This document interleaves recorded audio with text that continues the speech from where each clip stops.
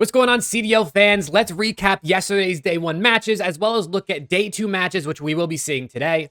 As you can see on screen, we have the current bracket. Obviously, Atlanta FaZe versus OpTic in winners round 2, with Ultra versus ROKKR in winners round 2 as well, being as those are the teams that won yesterday. And then we got the losers matches, which we can get into right here at this schedule. Shout out to Breaking Point, by the way. It's kind of what we're going to be using for everything in these videos. Always support Breaking Point around here.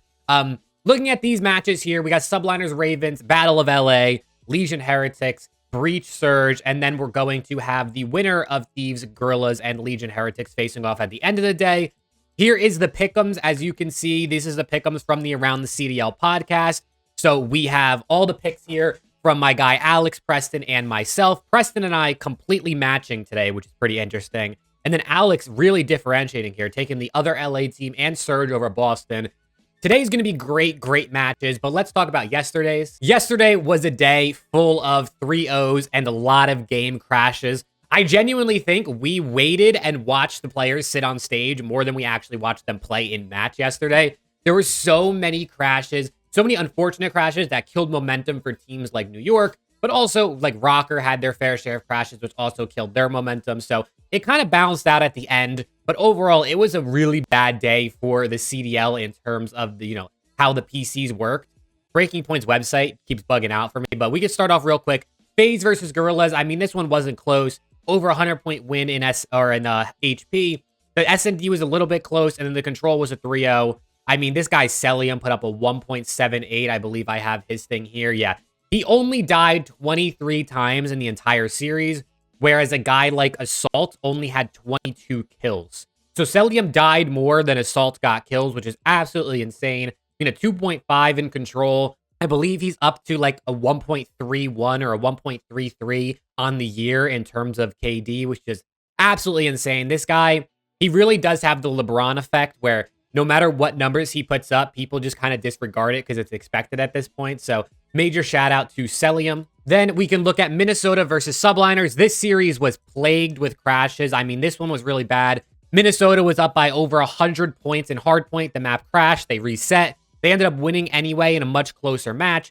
Then in the SND, I believe there was a couple crashes, but Minnesota came out with it 6-2.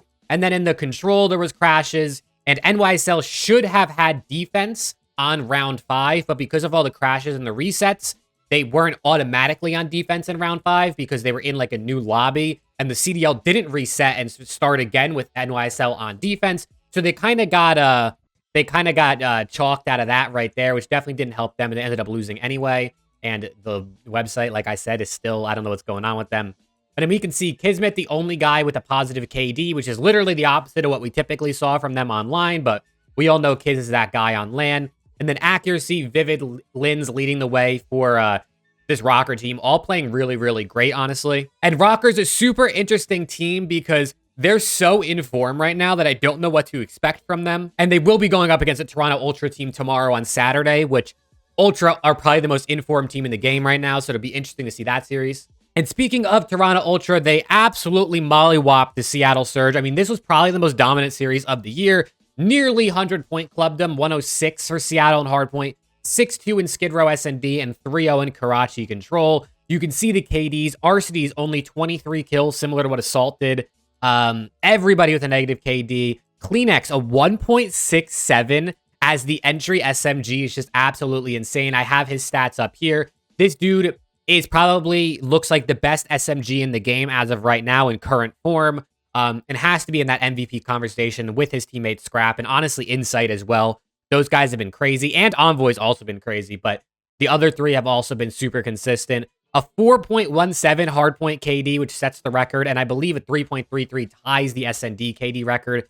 So this guy was just like something different. I mean, I believe in the hardpoint, if we could look back at it real quick, if this wants to work, he had a 4.17 in hardpoint, like we said, 25 and 6. So, like, it's one thing if you're, like, 16-4 to have a 4.0 KD or whatever, but he had 25 kills in hardpoint and still had over a 4 KD. This dude was running at them, popping 2s, popping 3s like crazy. Major shout-out to Kleenex, one of the best players in the game. And also, real quick before we get into the last match, my watch party yesterday was absolutely insane. Thank you to everybody who was there, whether you popped in for just a minute or you were there the whole time. It was super great, and I'm going to be live again today and for the rest of the weekend with these matches, so definitely tune in. Maybe I'm live right now as you're watching this, where I'm going to be live later today. But once again, thanks to everybody. But let's talk about the last matchup, which was obviously OpTic versus Heretics. This went the opposite of how I kind of thought it was go. I picked Heretics. People told me that I was just being an OpTic hater. People told my co-host, Allison Preston, on the podcast that they were being biased because they took OpTic. And obviously, OpTic ended up winning this series. Overall, the hardpoint was kind of close. The SND was a little bit close here and there, but OpTic looked honestly pretty decisive. And then the control was just very decisive out of OpTic. Shotzzy was that guy today, but Pred, Dashy, Kenny, everyone did their thing. Pred played really, really well in that HP. I believe he had, yeah, he went 28 and 19 in HP, 23 and 16 out of Shotzzy. There goes the website again. I don't know what's going on with their website today. But yeah, this guy Shotzzy on LAN just looked so good yesterday. I mean, he was their most struggling player, you could say, online. And I mean, a 1.5 overall, 1.6 in control, a 1.44 in hardpoint. The dude put up nasty numbers yesterday and was making so many plays, really helping out on rotations too and hardpoint, just overall doing his thing, and it was great to see. But yeah, that's what happened yesterday. Going back to today's matches, like you can see in my tweet here, I got this feeling that like New York or Miami is going to go out top 12 today. New York is playing a Ravens team, which obviously has struggled most of the year, but you have Clayster, you have Fellow, who have been good on LAN in the past. Obviously, you have Gwyn, who's probably #1 rookie of the year right now. Maybe he's falling behind, though, because Linz has been insane. And then you have Heretics versus Legion. I low-key think Legion could give them a run for their money. Legion's a very good SND team. They're just poor in respawn. But if Purge has a solid series on LAN here, I really think the Legion team give them a run for their money.